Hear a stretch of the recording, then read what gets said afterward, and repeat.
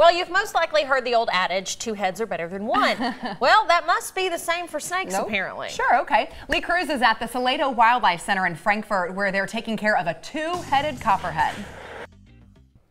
Yeah, guys, today we're at the Salado Wildlife Education Center. We were visiting with these guys last week. We had a little technical difficulties. I put on the same clothes just to make sure that we could capture that moment again. Teach you too? Yeah, I changed right back into what I was wearing. So, all right, now tell me about this find that you guys have, and he's going to be the star of the show for a little bit, this 2-headed copperhead. Well, he does have 2 heads, and he is a copperhead, so that about covers that part. He's less than a month old. He is eating currently, which is good, and he's defecating, which is also good. Yep. So far, so good with his health. We're trying to establish a baseline with him.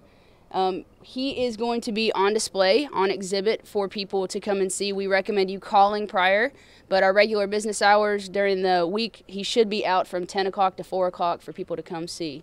The Salado Wildlife Education Center is such a great destination for Kentucky families, and if you've had a chance to visit, you should. Matter of fact, you guys will be closing for the season coming up at the end of November, right? Right. November 21st is our last day open to the public, and then we'll be gone. We'll be closed for the off-season. Hopefully, when we open again next season in the spring, we'll have a couple new exhibits for you guys to come enjoy. So now, walk me through this. How rare is it to see a 2-headed snake, much less a copperhead like this? I mean, I think John McGregor, our herpetologist, said maybe 1 in 3 million. Wow. And that's pretty rare. If you Google it, you know, it's going to lie to you. It's going to pop up with all the pictures. Yeah. But it does happen, just the same as conjoined twins and any other species would happen. Yeah. Now, the 3-headed, very common. I get them all over the place.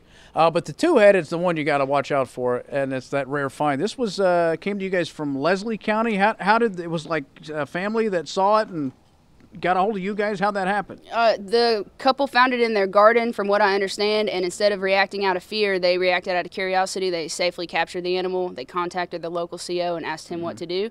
He came and picked it up and thought, hey, I think Salado would like this, and so he brought it over to us. Well, maybe off the air. I don't know if you want to tell me on the air, but I'm curious as to how you safely capture a copperhead. Yeah, it's one of those things that we tell the public not to do, because typically people get bit in the process of trying to capture or kill a venomous snake.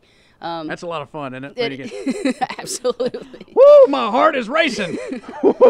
But the thing is that you guys were telling me, this is interesting, that the baby may be actually more dangerous than the adult, because he doesn't know the amount of dosage he's dosing out when he attacks. That's right. Venom takes a lot of calories to create, and so since they use it for feeding, obviously they want to use it sparingly. A baby doesn't necessarily have the control over his payload whenever he bites something. Yeah. So it could be an all or nothing bite. He does have less venom than an adult would, but it could still be deadly if you don't seek medical treatment. All right. Well, friends, again, they have this rare find at the Salado Wildlife Education Center in Frankfurt, right off of US 60. Good to see you, Teach. Thanks for talking with me. Good to see you too, Lee. Thanks for coming out twice. Yeah, you got it. That'll do it, guys. We'll send it back to you. Salado has so much to see. Yeah, twice is enough, Lee. Yeah. You can stay away for a while. Yeah, give it a year or so.